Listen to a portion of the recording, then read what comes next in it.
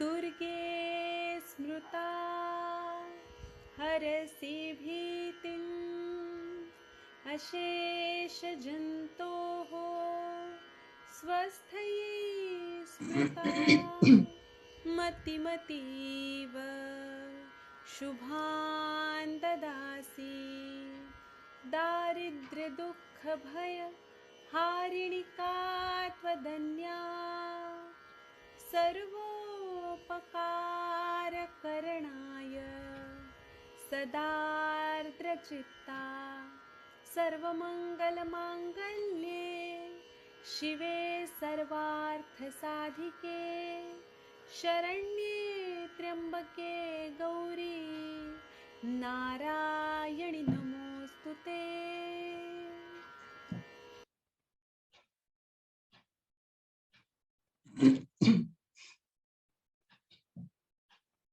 नमस्कार, good evening to all. आज के इस स्त्री रोग लेक्चर सीरीज में आप सभी का बहुत बहुत स्वागत है। आज हम लोग चर्चा करेंगे नस्य के बारे में।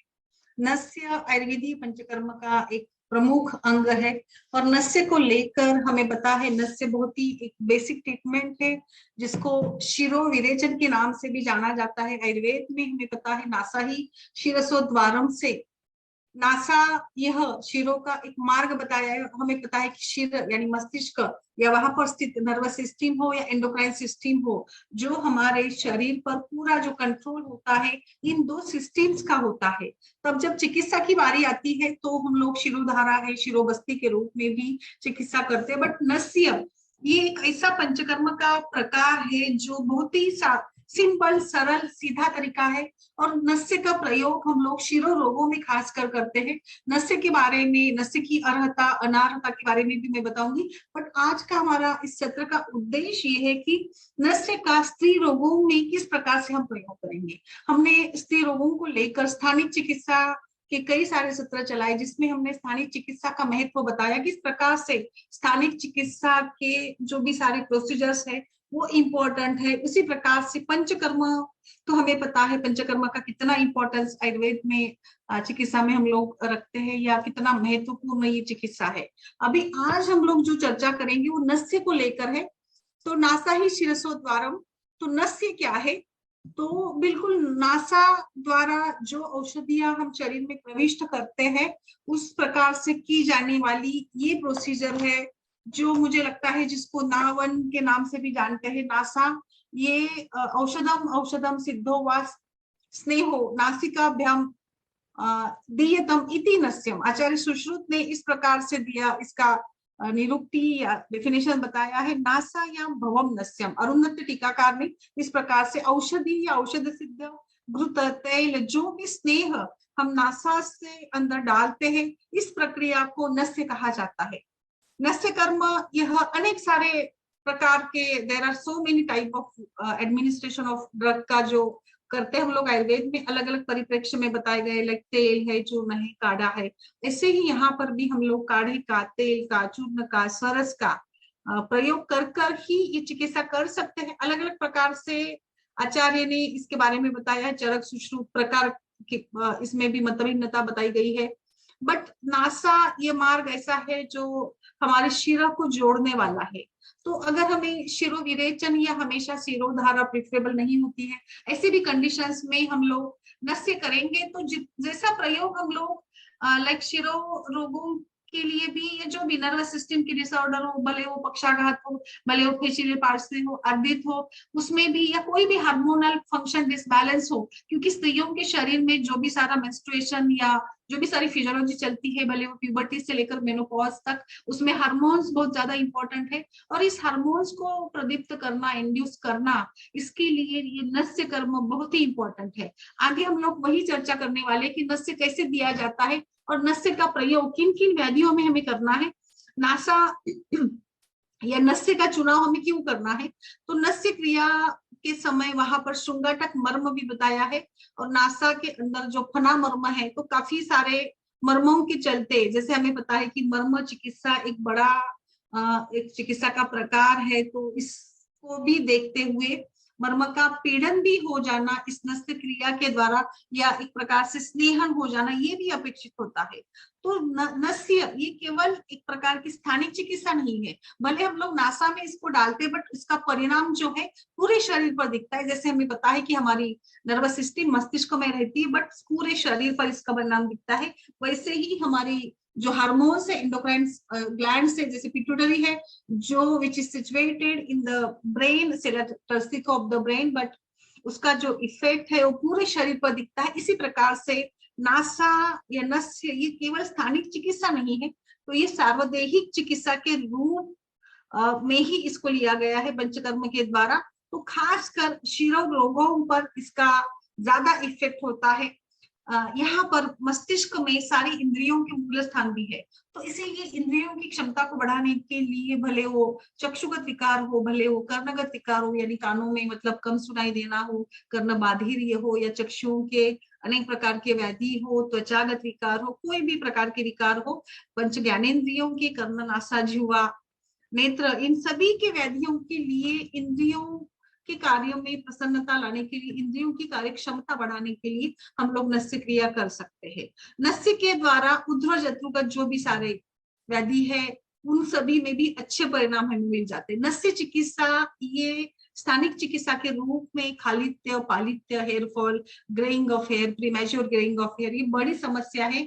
आजकल मैंने देखा है कि पार्लर्स में, ब्यूटी पार्लर्स में भी नस्य क्रिया के बारे में बताया जाता है कि आपके बाल सफेद हो रहे तो आप नस्य क्यों नहीं करते। तो देखिए मतलब एक्चुअली नस्य को या पंचकर्म को हमने स्वास्थ्य परिचर्या में ही, हमारे दिनचर्या में ही इसको समाविष्ट कर लिया है। प्राचीन समय में भी हमने देखा कि पूरन कर्म यानी नाभि पूरन, इसी प्रकार से कर्ण पूरन, तो नासा में तेल डालना, जैसे अभी आयुष का भी एक जो सर्कुलर आया था, इसमें भी उन्होंने जो एक प्रोटोकॉल दिया था इसके लिए कोरोना काल के इसमें, वहां पर भी जैसे काढ़ा वगैरह बताया था, वैसे ही उन्होंने पूरन कर्म भी बताया था, कर्ण पूरन, नासा पूरन, ये भी बहुत ही इंपॉर्टेंट है।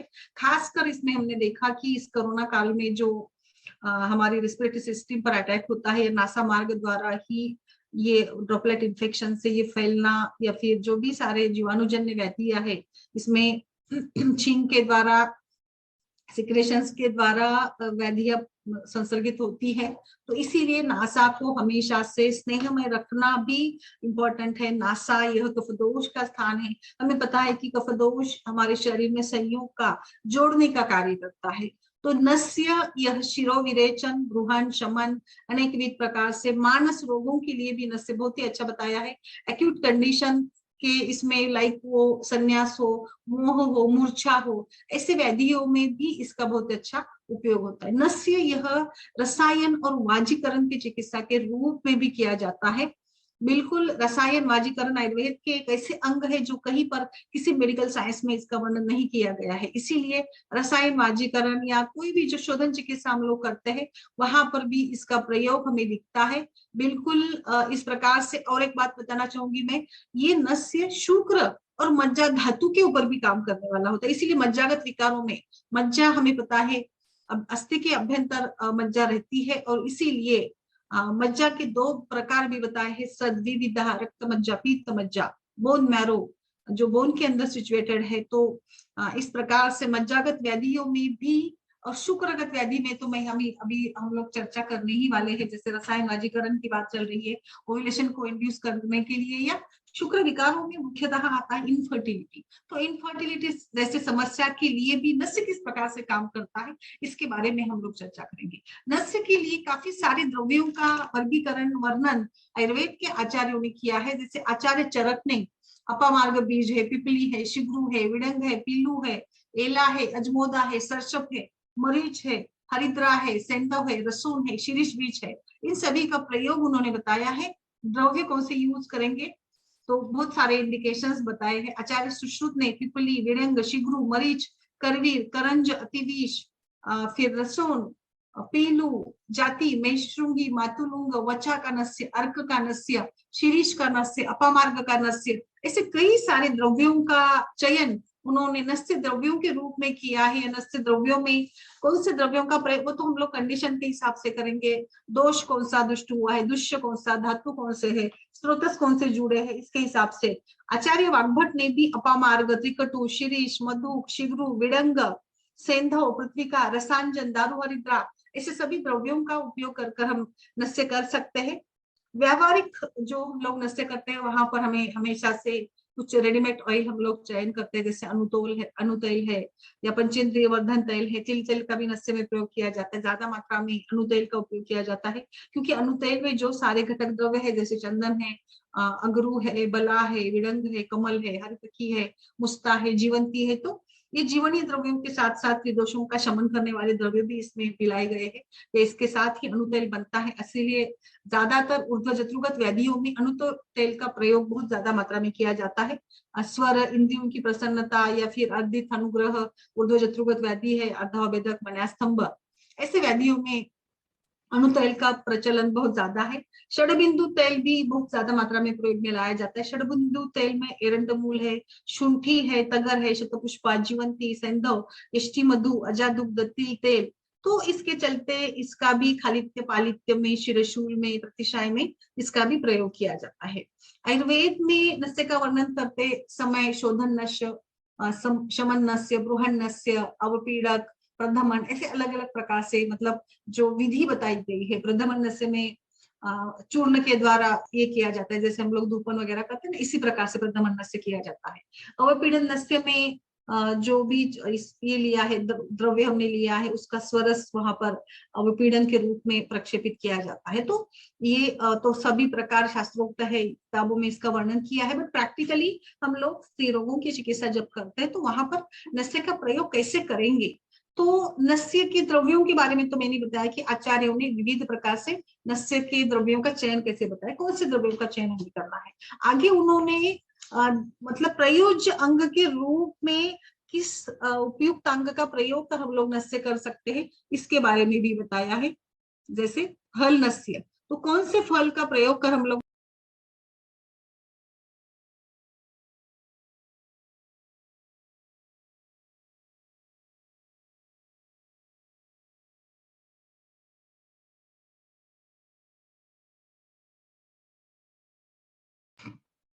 तो यहाँ पर फल नस्य के रूप में अपामार्ग है, पिपली है, विडंग है, मरीच है, शिग्रु, शिरीष, अजवायन, अजमोदा, इन सभी द्रव्यों के एला, इन सभी द्रव्यों के फलों का उपयोग करने का विधान आचार्य करते हैं। पत्र नस्य के रूप में तुलसी पत्र है, सप्तपर्ण का प्रयोग करेंगे हम लोग, लहसुन का प्रयोग, सरसब का प्रयोग करेंगे, तालिश पत्र, तमाल पत्र का प्रयोग करेंगे। मूल नस्य के रूप में अर्क मूल का या फिर भारंगी मूल, वचा मूल का नस्य में प्रयोग करेंगे। ज्योतिषमती है, अतिविशा है, इंद्रायणी है। कंद के रूप में शुंठी कंद का, हरिद्रा का नस्य करेंगे, लहसुन का, इनका कंद प्रयोग में लाया जा सकता है। पुष्प रूप में लोद्र है, निम्ब है, अर्क, इनके फूलों का हम लोग नस्य के लिए उपयोग कर सकते हैं। फिर निर्यास के रूप में हिंगू है, अगरू है, शालकी है, मधुक है, लाक्षा है, इनका प्रयोग करेंगे। त्वक मतलब जिस जो वृक्ष है या द्रव्य है, इसके छाल की का प्रयोग या त्वचा का प्रयोग कौन से, तो गुरुची का, बृहति का, दालचीनी का, इंगुदी का, मेषशृंगी का। तो बस मैं मतलब बाकी डिटेल प्रोसीजर तो आप सभी लोग जानते हैं। नस्य के लिए जनरल इंडिकेशंस क्या है, कौन से व्याधि में हम लोग इसको करेंगे, तो जैसे मैंने बताया ऊर्ध्वजत्रुगत व्याधियों में, शिरोविकारों में, शिरोभ्यंग, उपजीवा, ग्रीवा, अंशशूल, अर्धित, पक्षाघात, अपतानक, दंतशूल, वात विकारों में काफी अच्छा नस्य का रिजल्ट हमें मिल जाता है। तिमिर है, व्यंग है, आंखों की व्याधि है, फिर नासा रोग है, नेत्र रोग है, शिरो रोग है, गलगंट, दंत हर्ष वगैरह सभी ये छोटे मोटे मतलब स्वर भेद में भी अच्छा रिजल्ट मिलेगा आपको। काश, श्वास, प्रतिशाय में भी आप नस्य कर सकते हैं। बस नवज्वर या नव प्रतिशाय अगर हो तो ये कॉन्ट्राइंडिकेशन के रूप में आता है। तो नस्य अयोग्य के रूप में खाना खाने के पश्चात तुरंत अजीर्ण, फिर श्रमार्थ, तृष्णार्थ, गर्भिणी अवस्था में, सुतिका अवस्था में नस्य नहीं करना है हमें, तो इसके परिणाम अलग से मिल जाते हैं। अगर हमने इस कंडीशन में, नस्य अयोग्य कंडीशन में अगर नस्य कर लिया, जैसे गर्भिणी में नस्य करने से गर्भस्तंभ हो सकता है, या कभी कई बार लाइक कुछ कायहीनता या फिर हेमिप्लेजिया टाइप में कुछ पैराप्लेजिया क्रिया हानि हो सकती है। सूतिका में भी नहीं देना है। नव प्रतिशय में भी नस्य का निषेध किया है, तो क्योंकि इससे फिर और दोष प्रदोषों में बढ़ जाएंगे और प्रतिशय में वृद्धि हो सकती है। तो इस प्रकार से काश में भी व्याधि, श्वास में भी व्याधि वृद्धि हो सकती है, सूतिका में तृष्णा और वायु वृद्धि हो सकती है। तो इस प्रकार से नावन नस्य ये रेगुलर किया जाने वाला नस्य है, जो प्रमुख नस्य है उसको नावन नस्य बोलते हैं। इसमें अनुतेल के जैसे कोई भी नस्य किया जाता है। स्नेहन नस्य वात प्रधान व्याधियों में, वात प्रधान प्रकृति में भी जो व्यक्ति वात प्रधान प्रकृति का है उसमें हम लोग स्नेह नस्य का प्रयोग करेंगे। जैसे केश पतन में, शिरशूल में, वात शिरशूल अगर है वहां पर, तिमिर में, कर्णकश्वेड या वातज पित्तज मुख रोगों में भी हम लोग स्नेह नावन नस्य का या स्नेह नस्य का प्रयोग करेंगे। तो उसकी मात्रा कितनी है, वैसे तो हीन मात्रा के रूप में 8 बिंदु बताया है, उत्तम मात्रा 32 बिंदु बताई, पानी शुक्ति प्रमाण में बताया है। अभी नस्य के, स्नेह नस्य के फायदे क्या है, तो जरावस्था के मतलब जरावस्था जल्दी नहीं आएगी, इसके लिए भी अच्छा है। ऊर्ध्वगत विकारों के लिए, स्वर अच्छा बनाने के लिए, या फिर स्तंभ या जो हमारे चेहरे के कपाल के स्नायु है उनको बल देने के लिए, तो ये एजिंग को रोकने का भी काम करेगा नस्य। और आपके त्वचा के लिए, केशों के लिए, आंखों की स्वास्थ्य के लिए भी ये अच्छा रहेगा। इससे केश श्मश्रु या मतलब जो उसका कलर बदलता है वो भी नहीं बदलता है। तो इस प्रकार से शोधन नस्य ये मुख्यतः शोधन के रूप में या कफज व्याधियों में खासकर शोधन नस्य का प्रयोग किया जाता है। जैसे कफज व्याधि है, शिरशूल, अर्धोवेदक, अर्बुद है, गंधज्ञान नाश हो जाना, कृमि है, अपस्मार है, ऐसे व्याधियों में। अवपीड़न नस्य में जैसे मैंने अभी बताया था, हीम, पांट, स्वरस, इनको जो है पीड़न कर, इसको जो इस कल्क का पीड़न कर कर हम लोग जो उसमें से द्रव निकलता है, रस निकलता है, इससे हम लोग यहाँ पर अवपीड़न नस्य कर सकते हैं। तो अवपीड़न नस्य भी लाइक जिस मतलब जो बहुत ज्यादा भीरू प्रकार का है, कृश है, सुकुमार है, नाजुक प्रकृति वाला है, क्षीण है, दुर्बल है, अपस्मार, चिंता युक्त है, ऐसे व्याधि में, ऐसे रूपों में हम लोग अवपीड़न नस्य का प्रयोग कर सकते हैं। इसकी भी हीन मात्रा 4 बिंदु के रूप में बताई, ज्यादातर 4 से 6 बिंदु ड्रॉप हम लोग नस्य के डाल सकते हैं। मतलब एक जनरल मात्रा के रूप में अगर हम देखेंगे तो यहाँ पर शोधन के लिए आप पिपल्यादि, वेडंगादि कल्प का प्रयोग कर सकते हैं। कुछ कृष्यता है, दुर्बलता अधिक है, तो वहां पर मांस रस या कल्क का प्रयोग कर हम लोग क्षीण व्याधियों के इसमें नस्य दे सकते हैं। संज्ञा नाश हो गया हो तो संज्ञा प्रबोधन कर सकते हैं। हिंगू, वात्सक, नासा सिक्रेशंस बढ़ाने के लिए इसका प्रयोग कर सकते हैं। प्रधमन नस्य यानी चूर्ण के द्वारा हम लोग यहाँ पर फूंक कर, मतलब फूंक डालकर हम लोग ये एक चूर्ण का ही हम लोग प्रधमन के रूप में नस्य कराएंगे। तो इसके लिए खास प्रकार का द्विमुख नाड़ी यंत्र लगता है, जिसमें हम लोग चूर्ण भरेंगे और फिर फूंक कर ये नस्य किया जाता है। ये भी लाइक इसकी भी मात्रा एक साधारण से 1-2 चिमूट भर बोलते हैं ना हम लोग, लाइक स्प्रिंकल बोलते हैं ना, ये इस प्रकार से 3 मिचूटी पर के इसका प्रमाण बताया है। ये कृमि, मनोविकार, क्लेश, उदावर्त जैसे व्याधियों में कर सकते हैं। धूम नस्य, ये धूम के द्वारा क्रिया की जाती है। धूम ये मुख के द्वारा ग्रहण करते हैं तो उसको नस्य नहीं कहते हम लोग, उसको धूमपान कहते हैं। तो ये धूम नस्य टाइप का हो गया। प्रतिमर्श नस्य डेली किया जाने वाला एक नस्य का प्रकार है। हम लोग यहाँ पर अल्प मात्रा में प्रतिमर्श नस्य के द्वारा नस्य देते हैं।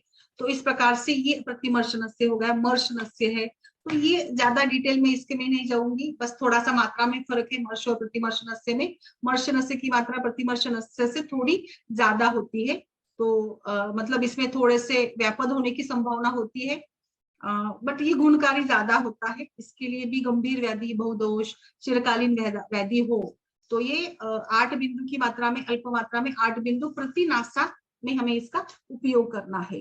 तो कार्मुकता के दृष्टिकोण से विरेचन नस्य या बृहन नस्य, शमन नस्य, इसके प्रकार बताए गए हैं।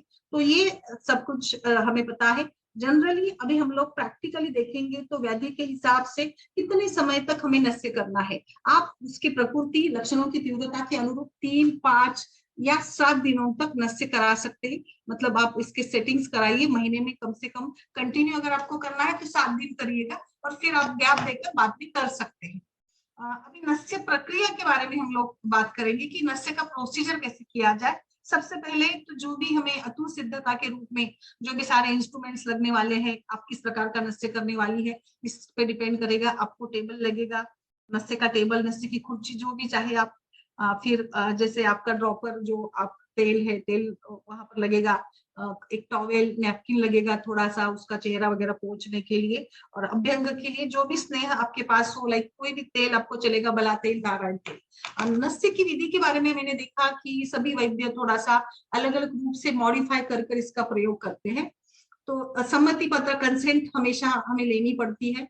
मतलब उसको प्रोसीजर समझा दीजिएगा, उस पर वही लिखा होगा कि एक्चुअली नशे के बहुत ज्यादा कॉम्प्लिकेशंस नहीं होते हैं, बट फिर भी कभी कभी चक्कर का आना, एकदम से ज्यादा छींके आना, खांसी आना, कुछ अस्वस्थ लगना, ये भी हो सकता है। हमें सब कुछ शक्यताओं को ध्यान में रखते हुए नशे का प्रयोग करना है, इसलिए हम लोग कंसेंट लेंगे, तो मतलब आगे की कॉम्प्लिकेशन से हम लोग बच सकेंगे।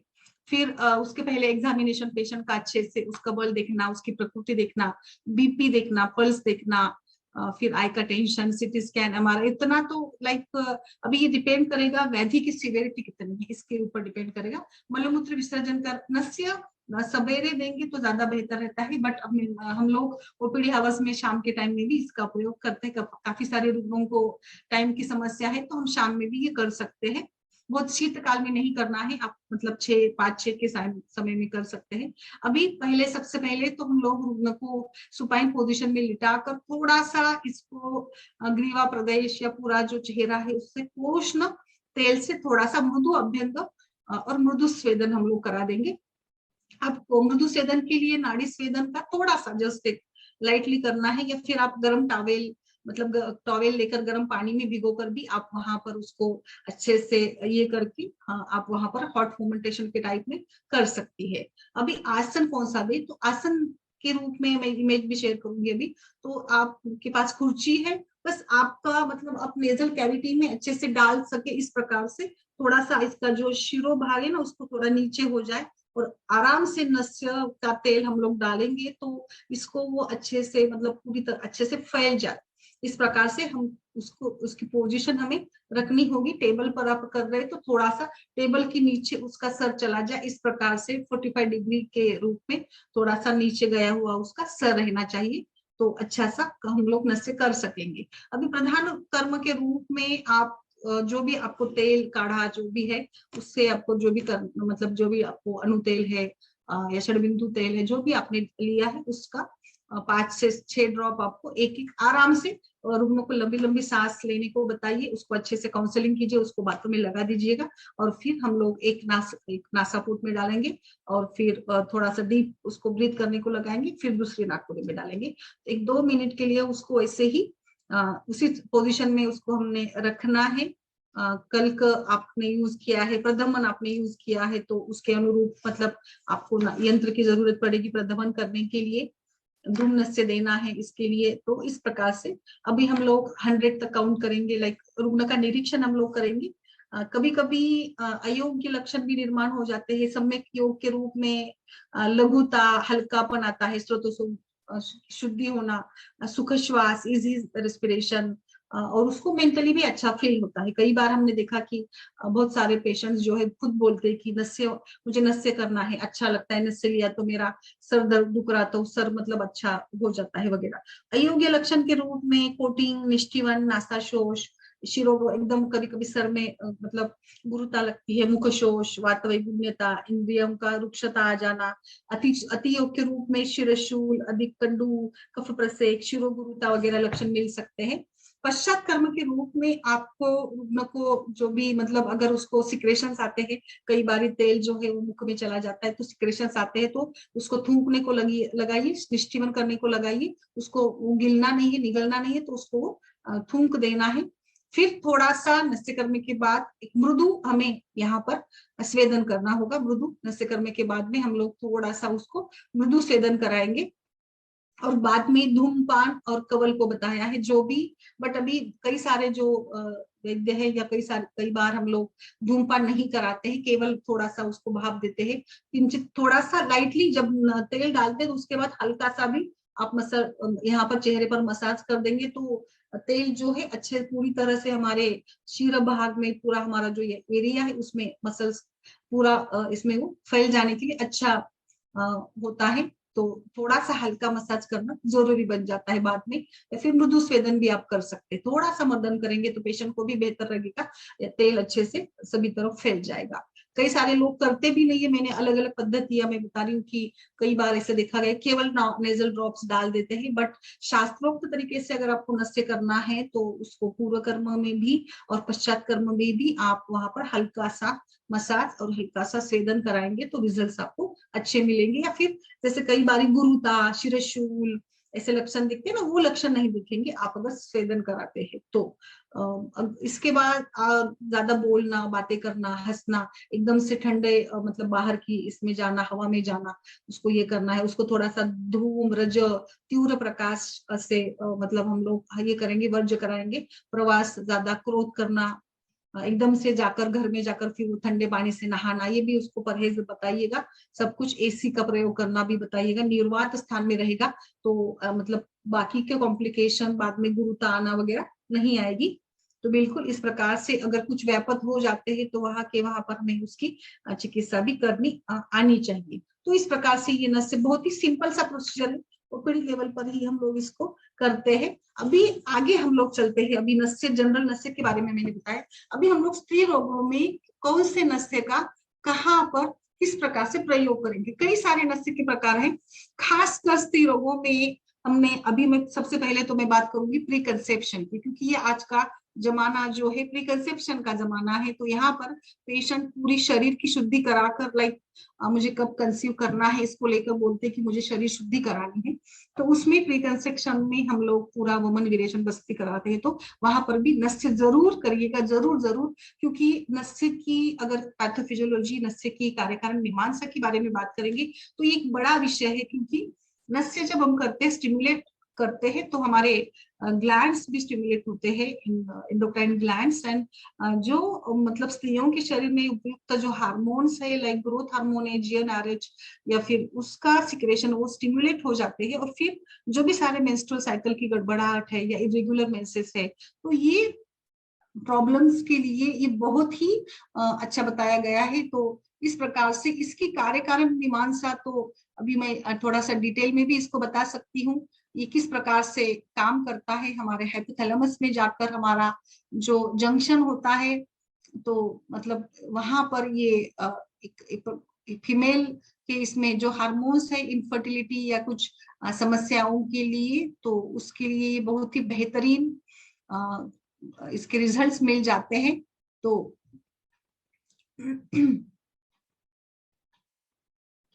ये हमारे यहाँ पर जाकर अनोवुलेशन या फिर ओलिगो ओवुलेशन को इंड्यूस करने का भी काम करता है। तो ये काम कैसे करेगा, तो हाइपोथैलेमस को जाकर एंटीरियर पिट्यूटरी ग्लैंड जो एक बहुत ही मेजर रोल प्ले करती है। तो दोनों का अगर एनाटॉमिकल पोजीशन देखेंगे तो आचार्य चरक ने भी इसका उल्लेख किया है कि जो ड्रग्स हम लोग नासा के थ्रू डालते हैं, ये जाकर वहां पर उत्तान मार्ग में जाकर ये जो दोष वहां पर मॉर्बिडिटी दोषों की जो है, इस दोषों को निकाल देते हैं। और फिर ये श्रृंगाटक मर्म का भी स्थान बताया है, तो ये सारे चैनल्स को क्लियर करता है। आईज, ईयर, थ्रोट कैविटी के सारे मतलब चैनल्स को पूरा ये क्लियर कर देगा। और इसके साथ साथ हाइपोथैलेमस, थैलेमस, सेरिब्रल कॉर्टेक्स या रेटिकुलर एक्टिवेटिंग सिस्टम को या फिर सेंसरी सिग्नल्स को भी इंटरनल ऑर्गन्स से जो जुड़े होते हैं, इसको ये स्टिमुलेट करने का काम करेगा। मॉडर्न साइंस ने भी एक्सेप्ट किया गया है कि उन्होंने वो भी तो उपयोग में लाते हैं, जैसे इनहेलर है तो उसका प्रयोग किया जाता है। तो बिल्कुल बच्चों में वगैरह ये किया जाता है ना इनहेलेशन का, जब रेस्पिरेटरी इंसफिशियंसी हो या रेस्पिरेशन या मतलब ब्रीथलेसनेस वगैरह होता है, तो इस प्रकार से। तो नेजल म्यूकोजा के थ्रू भी ये द्रव्य का शोषण होता है, वो भी जाकर एक एपिथेलियल सेल्यूलर लेवल पर डायरेक्टली सिस्टमिक ब्लड सर्कुलेशन में जाकर भी वो काम करते हैं। दूसरा एक पाथवे है, लिम्फ चैनल्स में भी जाकर नस्य के जो द्रव्य है वो काम करते हैं, लिम्फेटिक सिस्टम में ड्रेन होता है ये, और वहां पर भी जो भी आम दोष वगैरह जुड़ा है वो भी कम करता है। इसके साथ वेस्कुलर पाथवे की भी बात करेंगे हम लोग, लाइक वेस्कुलर plexus जो है which permits topically the drugs which rapidly मतलब इसका काम होगा at vascular path पर। ये transportation is possible through the pulling at nasal venous blood into the facial vein. तो देखिए पूरी मतलब ये साइड जो है हमारी फेशियल वेन की न्यूरोलॉजिकल पाथवे है। Olfactory nerves are there which differ from the cranial nerves. तो olfactory nerve are connected with the higher centres of the brain. तो हम लोग जब नासा में डालते हैं तो ये अल्फैक्टरी नर्व के थ्रू हाइपोथैलेमस वहां पर जाकर ये सिग्नल्स पास होते हैं। और देखिए मतलब एक प्रकार से पूरा हमारा जो नर्वस कंट्रोल या एंडोक्राइनल सिस्टम का कंट्रोल जो हाइपोथैलेमस है वहां पर जाकर स्टिमुलेट करेंगे अलग अलग चैनल्स को। पिट्यूटरी ग्लैंड को स्टिमुलेट करेगा तो वेस्कुलर पाथवे, न्यूरल पाथवे, और also ultimately increases the secretion of the GnRH. Ultimately, it stimulates the pituitary gland by the direct entry from the hypothalamus। और इस प्रकार से देखिए एक पूरा मतलब देखेंगे तो इस एंटीरियर पिट्यूटरी से फिर FSH है, LH है, तो ये भी रिस्पॉन्सिबल होंगे ओव्यूलेशन के लिए। तो इसका इनको भी स्टिमुलेट करने का काम नस्य के द्वारा होता है। तो इसीलिए नस्य क्रिया, नस्य ये तो ठीक है कि किस प्रकार से ये काम करता है। अभी कौन से नस्य कर्म का कहाँ पर प्रयोग करना है ये भी हम लोग थोड़ी सी चर्चा करेंगे कि कौन से नस्य का प्रयोग हम लोग कहाँ पर करेंगे। तो नस्य का रोल तो हमें पता चला कि अभी गायनिक में प्री कंसेप्शन के रूप में इसका इस्तेमाल करना है हमने हमने क्योंकि इसका काम कैसे होता है ये हमने देखा, ये शिरोविरेचन के रूप में काम करता है। अभी बात करेंगे आगे की बाकी स्त्रियों की कौन से व्याधि में कहाँ पर कौन से नस्य का प्रयोग करेंगे। सबसे पहले तो इनफर्टिलिटी की बात करते हैं। इनफर्टिलिटी की कई सारे कारण है। कई बार ओव्यूलेशन ठीक से नहीं हो पाता है, तो ओव्यूलेशन ठीक से नहीं हो पाता है तो अनोव्यूलेशन की कंडीशन में भी या पीसीओडी जैसी कुछ अवरोधजन्य संप्राप्ति है, सिस्ट है, तो इस ओव्यूलेटरी फेज में हम लोग शतपुष्पा तेल का नस्य करा सकते हैं। जो वात कफश प्रकृति या वात कफश संप्राप्ति अगर है तो शतपुष्पा तेल का नस्य भी आप कर सकते हैं इसमें। और एक अदरक स्वरस का नस्य भी है, तो थोड़ा सा तीक्ष्ण होता है। बस फॉलिकुलर स्टडी के दौरान एक 1 डे बिफोर ओव्यूलेशन हम लोग कर सकते हैं। एक दिन भी किया तो भी इसका अच्छा रिजल्ट मिलता है, या फिर एक दिन आफ्टर ओव्यूलेशन भी आप कर सकते हैं। तो बस 2 से 3 दिन ही इसका प्रयोग करना है। आपको ये मतलब 3 दिन भी दे सकते हैं आप रेगुलर पीरियड करने को, या इनफर्टिलिटी के केसेस में अदरक सिद्ध तेल का भी प्रयोग कर सकते हैं। वात कफश संप्राप्ति है तो ये नस्य देंगे हम लोग प्रोलिफरेटिव फेज में। अदरक सिद्ध घृत का भी उपयोग करेंगे। घृत कब डालेंगे? जब पित्त का पित्तानुबंधी संप्राप्ति हो या पित्त प्रकृति की महिला हो। तेल कब डालेंगे? जब वातजनित मतलब महिला हो या वात जनित संप्राप्ति अगर आपको दिखती हो। एक मैंने पढ़ा था कि नारायण तेल का इनफर्टिलिटी में मतलब नस्यभी और मात्रावस्थी दोनों एक साथ किए थे। 2 ग्रुप स्टडीज किए गए थे। एक ग्रुप को नारायण तेल का मात्रावस्थी दिया था और दूसरे को नस्य दिया गया था। तो इसमें उन्होंने फॉलिकुलर साइज स्टडी हुई थी, तो फॉलिकुलर साइज काफी अच्छे से बढ़ गई थी। और एक सुंदर सा वो मतलब आर्टिकल था जो मैंने पढ़ा था नस्य को लेकर। तो आप नारायण तेल का भी इस्तेमाल कर सकते हैं। लो AMH में भी आप मेंसेस के बाद ये नारायण तेल का इस्तेमाल करेंगे तो AMH वैल्यूज बढ़ाने के लिए भी अच्छा उपयोग होता है। बाकी तो इनफर्टिलिटी के केसेस में लाइक फलघृत का नस्य बहुत अच्छा है। फलसर्पी घृत का या फल कल्याणक घृत का दे सकते हैं आप। शतपुष्पा का है, शतावृत घृत का दे सकते हैं। अगर लाइक वातज क्षीण दुर्बल ऐसी महिला है, या फिर जिसमें अल्पार्थ होता है, रजक क्षीणता है, तो उसमें भी फलघृत का नस्य या शतावरी घृत का, चांगेरी घृत का नस्य आप दे सकते हैं। थीन एंडोमेट्रियम है तो फल कल्याणक का, फलघृत का, किसी भी घृत का आप सिंपली गोघृत का भी नस्य दे सकते हैं। एंडोमेट्रियल साइज बढ़ाने के लिए अच्छा काम करेगा। मतलब क्षयजन्य संप्राप्ति है तो घृत का प्रयोग करेंगे तो अच्छा रिजल्ट मिलेगा। इसमें आप हिमोरेजिक सिस्ट में भी फलघृत का नस्य दे सकते हैं। फलघृत का नस्य तो स्त्रियों के सभी विकारों में हम लोग देंगे, लाइक मेंस्ट्रुअल इरेगुलरिटीज है, रज अल्पता, रजक क्षीणता, थीन एंडोमेट्रियम में देंगे। इनफर्टिलिटी के केसेस में भी मेंसेस के बाद अगर आपको ट्रीटमेंट चालू करनी है शरीर शुद्धि के रूप में, तो वहां पर हम लोग फलघृत का पिचू के रूप में भी प्रयोग कर सकते हैं, नस्य के रूप में भी प्रयोग करेंगे। तो बाकी नस्य के जो बाकी के फायदे है लाइक मतलब खालित्य, पालित्य, वर्ण, त्वचा, सौंदर्य की वृद्धि के लिए ये सभी गुण हमें मिलेंगे। रसायन के रूप में भी ये काम करेगा। तो फलघृत का नस्य आप जरूर इस्तेमाल कर सकते हैं ऐसी सभी कंडीशन में। शतावरी घृत का भी इस्तेमाल करेंगे हम लोग। थीन एंडोमेट्रियम है तो वहां पर शतावरी घृत का भी बहुत अच्छा रिजल्ट मिलेगा। चांगेरी का मिलेगा, फल कल्याणक मिलेगा। फिर जैसे कुछ लड़कियों में समस्या होती है, रिपोर्ट लेकर आते हैं कि ओवरी की साइज स्मॉल है या यूटेरस की साइज भी कम है, तो उसमें भी हम लोग शतावरी घृत का, फल घृत का नस्य देंगे तो बहुत अच्छे परिणाम हमें मिल सकते हैं। फल कल्याण घृत का भी कर सकते हैं। इसके बाद ग्रहण के लिए करेंगे हम लोग वहां पर। इसके बाद अगर क्षय कारक संप्राप्ति है तो सोमघृत का भी है। मैं सोमघृत मैंने एक बार पढ़ाया था, सोमघृत बहुत ही बेस्ट है। और प्रेगनेंसी के दौरान गर्भपात या गर्भस्राव की हिस्ट्री हो तो वहां पर सोमघृत हम लोग 6 महीने कंटिन्यू, तीसरे महीने से स्टार्ट करना है, पूरे 9 महीने तक इसका प्रयोग करना है।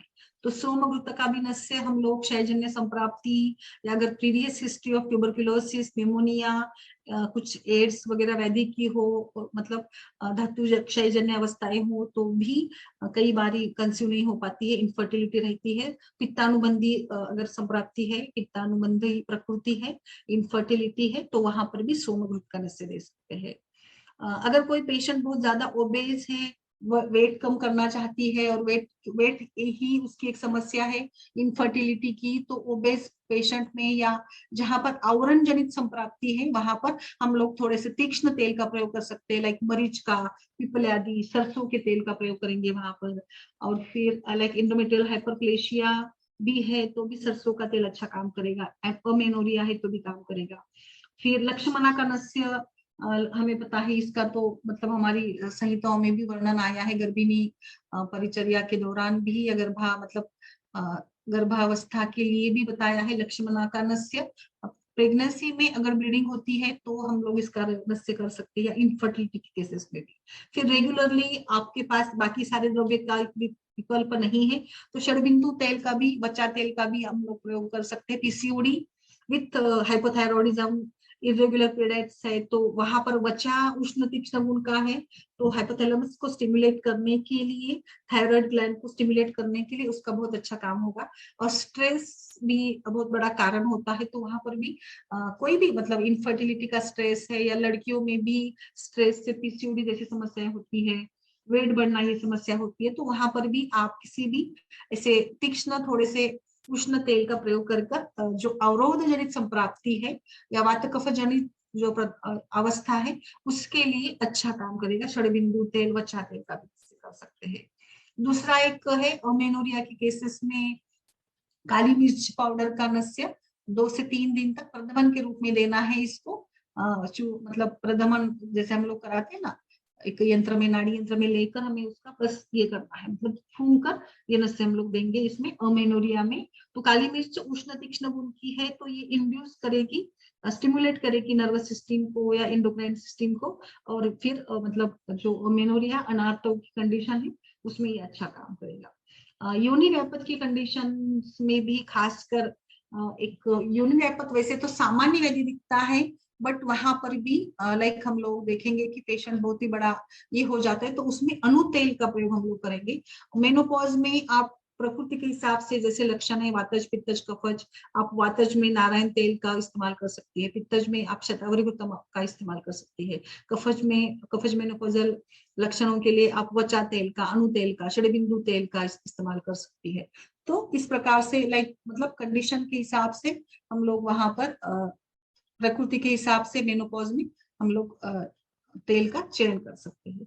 आपको अगर कोई तेल नहीं सूट करता, तिल तेल बेस्ट है बाकी सारे विकारों के लिए। खालित्य है, पालित्य है, वातज योनि व्यापक है तो तिल तेल तो बेस्ट ही रहेगा।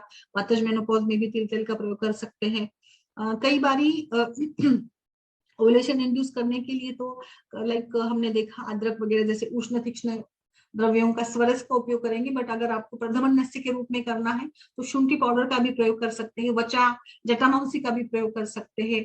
कई बारी पेशेंट्स में हिस्टीरिया डेवलप होता है या मनो उन्माद होता है, कुछ प्रलाप ऐसे लक्षण भी मिलते हैं मेनोपॉजल एज में। थोड़ी एज वाली पेशेंट है तो उसकी मानसिक स्थिति ठीक नहीं होती है तो वहां पर भी हम लोग वचा, जटामांसी ऐसे कुछ उष्ण तीक्ष्ण द्रव्यों का प्रदमन से देते हैं तो अच्छे परिणाम हमें मिल जाते हैं। और एक समस्या बार बार दिखती है बच्चों मतलब लड़कियों से लेकर महिलाओं में स्कैंटी मेंसेस की। या फिर ओलिगोमेनोरिया की, तो वहां पर भी शुंठी पाउडर का या वचा का प्रदमन नस्य देते हैं, तो वो बहुत ही अच्छा उपयोग मतलब उसका मिल जाता है। तो मुझे लगता है इस प्रकार से नस्य थेरेपी का ना केवल शिरो रोगों में, ऊर्ध्वजत्रुगत रोगों में, बट स्त्रियों के कई सारे जो मतलब केसेस है, स्त्रियों की कई सारे अवस्थाओं में, इनफर्टिलिटी, मेंस्ट्रुअल डिसऑर्डर्स, योनि वैपद है या फिर ब्लीडिंग डिसऑर्डर्स है, इसमें भी हम लोग उसकी प्रकृति, उसकी अवस्था, उसकी वय, सभी को देखकर हम लोग इन सभी प्रकार के नस्यों का उपयोग करेंगे। तो मुझे लगता है नस्य ये बहुत ही बेहतरीन चिकित्सा है, खासकर स्त्रियों की विकारों में, या अर्ली एजिंग के भी सिम्टम्स आजकल बहुत मिल जाते हैं, तो ऐसे अर्ली एजिंग के सिम्टम्स के लिए भी आप बहुत ही सिंपली अगर मतलब 40 बच्चे 40-45 की एज पे, पेरीमेनोपॉजल एज में अगर रुग्णा आती है, इरेगुलर मेंसेस हो गए हैं, चिड़चिड़ापन है,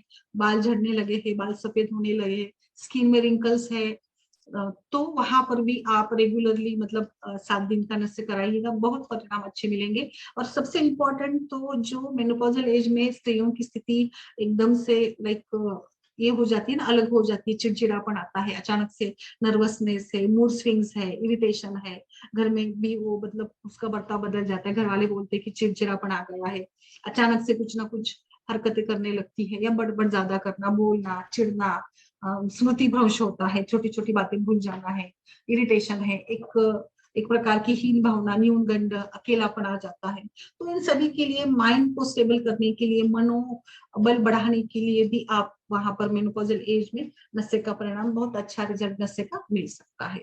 तो मुझे लगता है आज के इस सत्र में हमने नस्य का बहुत ही अच्छा परिणाम, मतलब अच्छा रिजल्ट हमें मिल जाता है। नस्य बहुत ही सामान्य चिकित्सा है, आप ओपीडी लेवल पर कर सकते हैं, आप पेशेंट को कई बारी आप घर में भी मतलब वो घर में भी कर सकता है, इतना इजी नस्य का ये विकल्प हमारे पास है। तो खास कर मतलब नर्वस सिस्टम को और फिर एंडोक्राइनल सिस्टम को मजबूती लाने के लिए, स्टिमुलेट करने के लिए, क्योंकि स्त्रियों के जीवन में एंडोक्राइन सिस्टम का बड़ा ही महत्वपूर्ण रोल होता है। काफी सारे जो व्याधि डेवलप होते हैं उनमें कई ना कई बारी मतलब हाइपोथैलेमस या फिर थायराइड ग्लैंड हाइपर रूप में काम करना ये हो जाता है। तो ऐसे सभी कंडीशंस के लिए नस्य बेहतरीन से बेहतरीन चिकित्सा है। तो मुझे लगता है आज के सत्र में मैंने नस्य के काफी सारे प्रकार जो हम लोग रेगुलरली यूज करते हैं, पेशेंट्स को एडवाइस करते हैं, इन सभी के बारे में कुछ बताने का प्रयास मैंने यहाँ पर किया है। होप आप सभी को इसका उपयोग होगा निश्चित रूप से व्याधि के लिए। तो इनफर्टिलिटी के केसेस में भी करिएगा और मेंस्ट्रुअल डिसऑर्डर्स में भी करिएगा, ओव्यूलेशन के लिए करिएगा, अलग अलग जो फेजेस आती है हमारे 28 डेज की, अलग अलग फेजेस में आप अलग अलग प्रकार से नस्य का उपयोग कर सकती है अपने रुग्णों को, और अच्छा परिणाम हमें मिल जाता है। और सबसे इम्पोर्टेंट तो ब्यूटी के लिए तो नस्य बेस्ट है, क्योंकि हर रुग्ण हमारे साथ कुछ ना कुछ बोलता है, लक्षण लेकर आता है और फिर जाते जाते बोलता है मैडम बाल बहुत गिर रहे हैं, बाल सफेद हो रहे हैं। तो ये तो हर स्त्री की समस्या है। तो इनके लिए भी आप नस्य करा देंगी तो वो मेंटली भी स्टेबल हो जाएंगी, और मतलब खालित्य पालित्य के लिए तो इसके परिणाम बेहतर, सुंदर से सुंदर परिणाम खालित्य के लिए तो इसके बताए गए हैं। तो आज के सत्र में हम लोग बस यहाँ पर रुक जाते हैं। इसी के साथ और एक अलग से सत्रों के साथ कल फिर मिलेंगे। और कल दोपहर में 2 बजे एक खास सत्र हमने रखा है, कोविड ओमिक्रॉन, और इसमें आयुर्वेद की आहार की भूमिका क्या है और किस प्रकार से आहार से ही प्रतिशाय जीवाणु विषाणुजन्य व्याधियों में आहार का क्या महत्व है, इसको लेकर महाराष्ट्र के सुप्रसिद्ध वैद्य सुविनय दामले जो काफी फेमस है, प्रचलित है, तो उनका सेशन हमने रखा है दोपहर 2 बजे। और इसी के साथ हमारा जो ई मैगजीन हर महीने में हम लोग निकालते हैं, इसका भी कल हम लोग रिलीज करेंगे, जिसमें आप सभी वैद्य लोग जो भी फेसबुक पर देख रहे हैं, आप भी अपने वहां पर आर्टिकल्स भेज सकते हैं।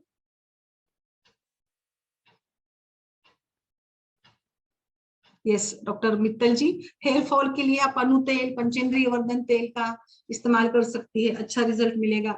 अनु तेल का, पंचेंद्रिय वर्धन तेल का इस्तेमाल कर सकते हैं हेयर फॉल के लिए।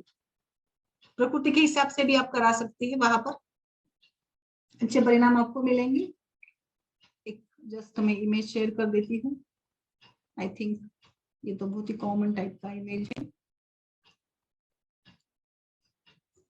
और किसी का कुछ प्रश्न हो तो प्लीज।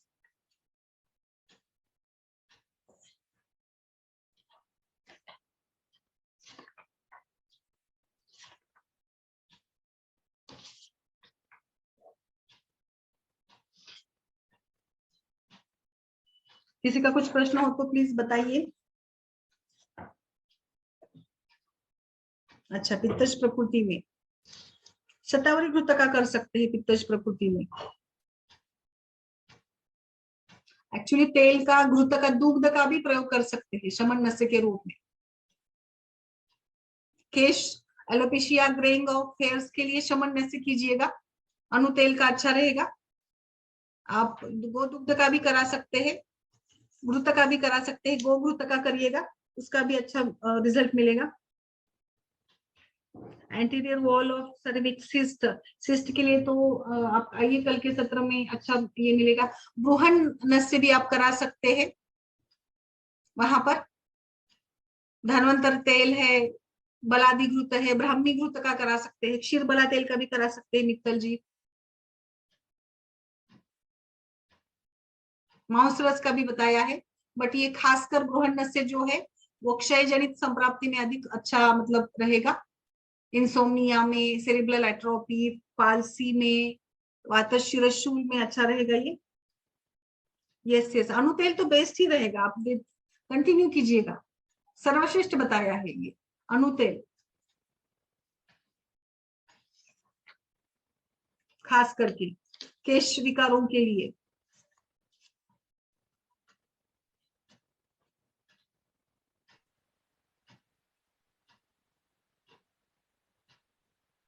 आप बाकी प्रतिमर्श का भी प्रयोग करा सकते हैं, प्रतिमर्श नस्य का भी।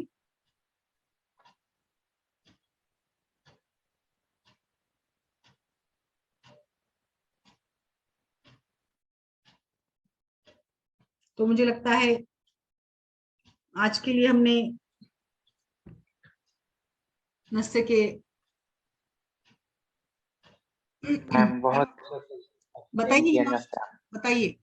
हाँ मैम प्रणाम मैम, बहुत अच्छे से नस्य आपने एक्सप्लेन किया। मैम मेरा डाउट है कि जैसे अगर किसी को मात्रा वस्ती दे रहे हैं और नस्य भी दे रहे हैं तो दोनों के बीच में गैप कितना रखना चाहिए? वैसे तो गैप की आवश्यकता नहीं है मेरे मतलब, मेरे विचार से तो वो साथ में दे सकते हैं हम लोग। अच्छा मैम, हेयर फॉल में और जो ये हेयर ग्रेइंग में और इस टाइप के जो प्रॉब्लम्स हैं, इसमें कौन से ऑयल का नस्य देना चाहिए? अनुतेल का ही अच्छा बताया है, अनुतेल का ही हेयर फॉल में तो। अच्छा हम्म अच्छा मैम, मधुजष्टि तेल का भी उसका मधुयष्टि का, कुछ? हाँ मधुयष्टि का करा सकते हैं आप। फिर ब्राह्मी घृत है आपके पास, तेल है, आप भ्रूण नस्य या शमन दोनों भी करा सकते हैं। भ्रूण के लिए तो फिर घृत अच्छा रहेगा, अच्छा और शमन करना है तो आपको अनुतेल मतलब दोनों भी आप कर सकते हैं। क्षीर बला तेल है, नारायण तेल है, धानवंतर तेल है, बलादी बला तेल है, बलादी घृत का भी प्रयोग कर सकते हैं, ब्राह्मी घृत, जी गोघृत मैम। का प्रयोग करा सकते हैं। हम्म।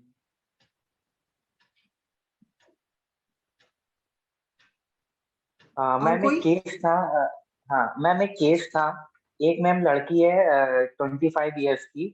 तो हम्म उसके लेफ्ट हैंड की फिंगर्स में काफी ज्यादा स्वेलिंग है। वो बोल रही है कि सर्दियों में ये कर रही है मेरी उंगलियां, क्योंकि वो महाराष्ट्रियन लड़की है या नॉर्थ इंडिया में आई है फर्स्ट टाइम। तो वो बोल रही है कि ठंडी। वहां पे तो इतनी ठंड नहीं होती, यहाँ पे ठंड है। तो मेरे हाथ की फिंगर्स काफी ज्यादा स्वेल कर गई, हल्की सी रेडिशनेस सी भी है, लेकिन पित्त का कोई सिम्टम नहीं मिल रहा है, बर्निंग सेंसेशन नहीं है। कभी कभार हल्की इचिंग सी हो जाती है। तो उस कंडीशन में उसको क्या सजेस्ट क्या करना आपने चाहिए? कुछ दिया है, आरोग्य वदिना वगैरह कुछ दिया है आपने? मैम अभी तो कुछ नहीं दिया है, आज ही बाकी एज क्या है, लक्षण, बाकी कुछ लक्षण है? मैम और तो कोई लक्षण नहीं है, उसकी एज क्या है पेशेंट की? प्रकृति है 25। अच्छा, बाकी मेंस्ट्रुअल हिस्ट्री वगैरह कुछ, सब कुछ ठीक है? हाँ सब कुछ ठीक है। बस हाथों में सूजन आ गई है, रेडिश हो गए हैं। हाँ वो भी मैम उसके एक हाथ की फिंगर्स में है, एक्चुअली दोनों में नहीं ऐसे है, में एक ना में ही है। रक्त मोक्षण कराएंगे तो बहुत अच्छा रिजल्ट मिलेगा। हाँ मैम, अच्छा। मैंने उसको जलौका के लिए बोला था, हाँ मैंने कहा जलौका लगा देंगे तो हाँ। वो ब्लड थोड़ा सा कर लेगी तो आपका स्वेलिंग बिल्कुल ठीक हो जाएगा, दो यस यस जलौका से ही। अब देखते हैं यस। वो अगर आती जलौका ही मेनली मैं करता हूँ, रक्त मोक्षण में सिरावेद तो करते नहीं है, जलौका ही करते हैं। बाकी आपने सब कुछ बता दिया, उसको घुट वगैरह लगाना, ठंडा थोड़ा लगेगा, मतलब उसको जो जलन वगैरह हो रही ना वहां पर वो मैम भी जलन काम नहीं हो करेगा। रही, उसको इचिंग हो रही, जलन बिल्कुल नहीं है, पित्त का कोई जलन नहीं सिम्टम है, नहीं है। बिल्कुल हाँ तो वो इचिंग हो रही है। अच्छा। हाँ सर्दी की वजह से ही है वो। ठंडा ठंडा ठंड से है। हाँ तो हाँ, तो फिर जलौका कपूर ही और लगा। हल्दी डालकर भी लगाते हैं ना, वो भी अच्छा रिजल्ट देता है। मैम जिसमें क्या चीज? कपूर और हल्दी डालकर अच्छा, लगा देना और तो। मिक्स किसमें करेंगे? हाँ किसी मिक्स कर। ऑयल में या घी में? घी में करिएगा, घी हल्दी और कपूर डालकर। तो मतलब कुछ खुजली भी कम होगी, और थोड़ा हल्दी है तो लाइक वो रोपण का भी काम होगा अच्छा इसमें। और मुझे लगता है थोड़ा हम लोग आरोग्यवर्धिनी भी दे सकते हैं। और कल्प देंगे हम लोग इसमें। हाँ, वैशाली मैम भी बस आ गई हैं। इचिंग है ना केवल अभी। हाँ हल्की सी, वो भी कभी कभी इचिंग होती है। अच्छा ठीक है। त्रिफला गुगुल देंगे हम लोग यहाँ पर। अच्छा हाँ, त्रिफला गुगुल दे देते हैं उसको, हाँ बेस्ट क्यों, है। सूक्ष्म त्रिफला दीजिएगा फिर, मतलब वो ये काम भी करेगा, दोनों भी हो जाएगा। कंडू हाँ भी कम दोनों, करेगा थोड़ा सा, और एक एंटीबायोटिक के रूप में भी हो जाएगा। हाँ दोनों त्रिफला ही दे देते गुगुल। Yes yes. हैं जी। त्रिफला थैंक यू। गुगुल देंगे। अच्छा वैशाली जी नमस्कार, आप लेट आई। नमस्ते हाँ वैशाली नमस्ते, आप मैम। पेशेंट थे इसलिए लेट हो गई। हाँ बताइए। आप क्या नस्य, कैसे नस्य नस्य का इस्तेमाल करती है? अच्छा, नशे के बारे में था ना आज।